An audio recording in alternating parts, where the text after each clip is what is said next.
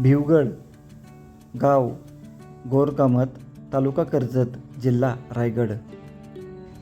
गोरकामत गावामध्ये असणारा महाराजांचा पुतळा.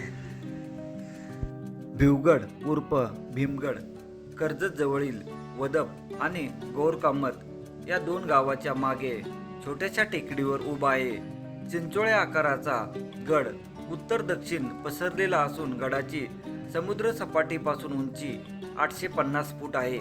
गडाची लांबी रुंदी 1000 × 150 फूट असून गडाचे माथ्यावरील एकूण क्षेत्रफळ 4 एकर आहे.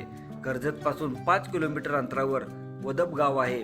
वदपच्या पुढे 1 किलोमीटर अंतरावर गोरकामत गाव आहे. या दोन्ही गावातून गडावर जाण्यासाठी अर्धा तास लागतो. वदप गावातून गोरकामत गावाकडे जाताना वाटेत गोरमाता मंदिराकडे जाणारी वाट आहे. येथून उजव्या हाताचा वाडीतून जाणारा रस्ता गोरमाता मंदिराकडे जातो. मंदिराकडे रस्ता संपतो तिथे गाडी ठेवून इलेक्ट्रिक खांबाच्या बाजूच्या वाटेने भिवगड डावीकडे ठेवत 15 मिनिट चालल्यावर आपण भिवगडाच्या खिंडीत येऊन पोहोचतो.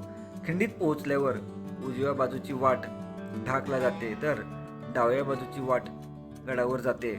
या खिंडीतून आपण 10 मिनिटात गडमाथ्यावर पोहोचून जातो. गोरकामत गावातूनही एक वाट डोंगराच्या सोंडेवरून भिवगडावर येते. गडावर येणारी मुख्य वाट व सोयीची वाट आहे, कारण वदप गावातून चढल्यास संपूर्ण किल्ला व अवशेष पाहायला आपल्याला गोरकामत गावाच्या वाटेला अर्ध्यापेक्षा अधिक जास्त किल्ला उतरावा लागतो व गाडी वदप गावात असल्याने परत चढून यावे लागते किंवा तसेच खाली उतरून किल्ल्याला वळसा मारून परत वदप गावात यावे लागते.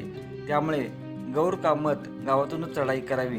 किल्ल्याची जुनी व मुख्य वाट हीच असून सर्व अवशेष या वाटेवरच आहेत.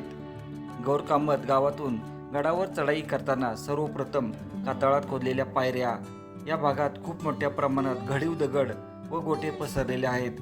येथेच गडाचा मुख्य दरवाजा असण्याची शक्यता आहे. या ठिकाणच्या उजव्या बाजूला कड्याच्या वरील अंगास 2 गुहा खोदलेल्या आहेत. या दोन्ही गुहांना प्रमाणबद्ध दरवाजे खोदलेले असून पहिली गुहा 40 बाय 30 बाय 15 आकाराची आहे. या गुहेच्या बाहेरील भिंतीवर चौकट खोदलेली असून गुहेबाहेर एक मानव व पशु कोरल्याचे शिल्प ठेवलेले आहे. दुसरी गुहा या गुहेच्या वरील बाजूस असून अर्धवट खोदलेली आहे. येथून 40 ते 50 फुटाचा मार्ग कातळात खोदलेला असून पायरी मार्ग आहे. या पायऱ्यांनी वर आल्यावर काही बांधीव पायऱ्या व गडाची मातीत गाडून गेलेली तटबंदी नजरेस पडते. या पायऱ्या चढून आल्यावर आपला गडावर प्रवेश होतो. येथे समोरच कातळात खोदलेले पाण्याचे भुयारी टाके असून टाके पाण्याने पूर्ण भरल्यावर त्यातून पाणी बाहेर वाहून जाण्यासाठी कातळात चर खोदलेला आहे. एकूण 13 पाण्याच्या टाक्यांपैकी 6 टाकी ही पूर्णतः खोदलेली व्यवस्थित आहेत. गडावर आपणाला फक्त या अर्चना टाक्यामध्ये वर्षभर पिण्यायोग्य पाणी आहे. त्यामुळे जर आपण गावातून येत असताल तर या ठिकाणी पाणी प्यावे. बाकीच्या पाण्याच्या टाक्यांमध्ये पाणी आहे परंतु ते पिण्यायोग्य नाही. भुयारी टाक्याच्या वरील बाजूने बालेकिल्ल्यात जाणारी वाट आहे. त्याच्या अगोदर आपल्याला दरीच्या बाजूला एक पाण्याची टाकी पाहायला भेटते. थोडे वर गेल्यानंतर अजून दरीच्या बाजूला 2 पाण्याची टाकी पाहायला भेटतात. बालेकिल्ल्याकडे जाताना ही 2 टाकी पाहून झाल्यानंतर आपण किल्ल्याच्या सोंडेकडे जातो. या टोकावर काही खळगी असून डोंगराचा पुढील भाग येथून किल्ल्यावर प्रवेश करता येऊ नये यासाठी 40 ते 50 फूट खोल तासून किल्ल्यापासून वेगळा केलेला आहे. येथून गडावर येणारी संपूर्ण वाट नजरेस भरते. ही वाट वरून माऱ्याच्या टप्प्यात आहे. या वाटेवरून मागे फिरून बालेकिल्ल्याकडे जाताना एक छोटीशी घळ ओलांडून आपला बालेकिल्ल्यात प्रवेश होतो. बालेकिल्ल्यावर प्रवेश करण्यापूर्वी एक वाट डावीकडे जाताना दिसते. या वाटेने पुढे गेल्यावर कातळात खोदलेले 50 बाय 40 फूट लांबी रुंदी असलेले प्राचीन खांब टाके दिसून येते. या टाक्याला जोडूनच उघड्यावर एक खोदीव टाके आहे. या टाक्याच्या पुढे काही अंतरावर अजून एक टाके आहे. हे संपूर्ण पाहून आल्या वाटेने परत बालेकिल्ल्याकडे निघावे. बालेकिल्ल्यावर प्रवेश केल्यावर समोरच खडकात कोरलेली 2 पूर्ण व 2 अर्धवट कोरलेली टाकी, काही खळगे व डौलाने फडकणारा आपला भगवा ध्वज पाहायला भेटतो.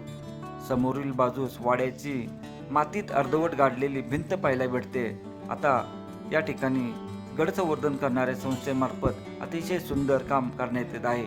त्यामुळे आपणाला या गडावरील बरेच अवशेष पाहायला भेटतात. त्याच्यामध्ये पाण्याची टाकी व या बालेकिल्ल्यातील वाड्याची भिंत पूर्णतः चारी बाजूने आपणाला पाहायला भेटते. इथून आपणाला खूप लांबवरचा परिसर पाहायला भेटतो. बालेकिल्ल्यावरील वाडा हा गडाचा सर्वोच्च भाग असून येथून सोंडाई, इर्शालगड, प्रबळगड, माथेरान, डोंगररांगेपर्यंतचा दूरवरचा प्रदेश दिसतो.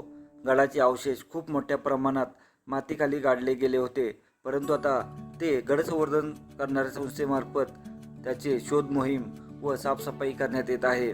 गडाची तटबंदी, बुरुज, प्रवेशद्वार आता अस्तित्वात नसले तरी त्यांचे अस्तित्व जाणवते. संपूर्ण गड फेरी करण्यासाठी 1 तासाची वेळ पुरेशी होते व पायथ्यापासून गडावर जाऊन पुन्हा खाली येण्यासाठी 2 तासाची वेळ पुरेशी होईल.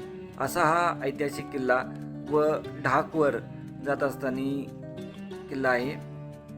त्याच्यामुळे आपण या किल्ल्यावर ढाकवर जात असताना ढाकबैरच्या लेणी आणि ढाकचा किल्ला या पाहण्यासाठी जात असताना येथे थांबून हा किल्ला नक्की पाहावा हीच एक विनंती आहे.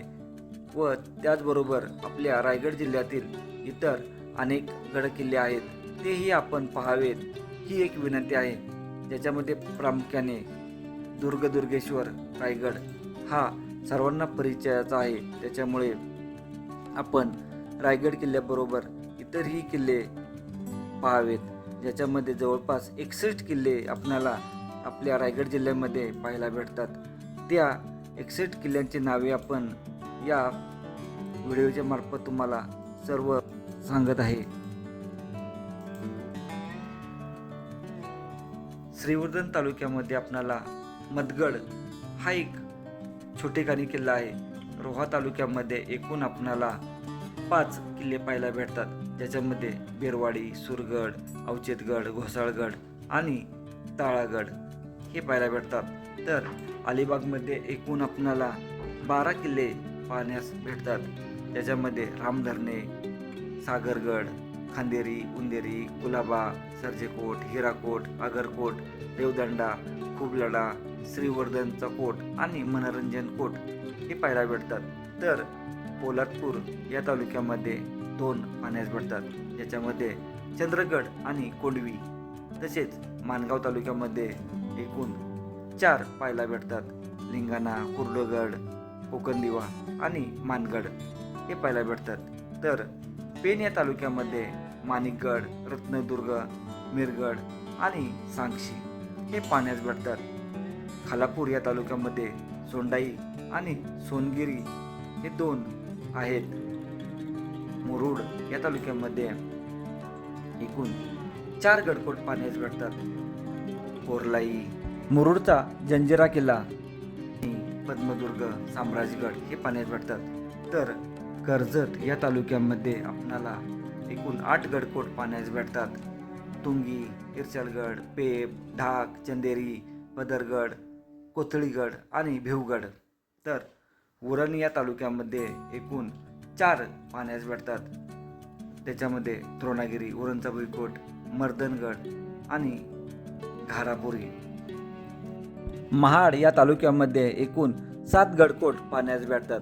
ज्याच्यामध्ये पन्हाळगदुर्ग, मंगलगड, सोनगड, दौलतगड, चांबारगड, रायगड आणि पाचाडचा कोट. सुधागड या तालुक्यामध्ये एकूण 3 पाहण्यास भेटतात. त्याच्यामध्ये सरसगड, सुधागड आणि मृगगड. तर पनवेल या तालुक्यामध्ये एकूण 5 पाहण्यास भेटतात. प्रबळगड, कलावंतीन, कर्नाळा, कराडे भुईकोट आणि पांडवगड हा खारघर जवळ असणारा अपरिचित किल्ला आहे. असे एकूण 61 गडकोट पाहायला भेटतात. तर आपण या सर्वांची गडभ्रमंती करावी हीच एक विनंती आहे. धन्यवाद. जय हिंद, जय महाराष्ट्र. छत्रपती शिवाजी महाराज की जय.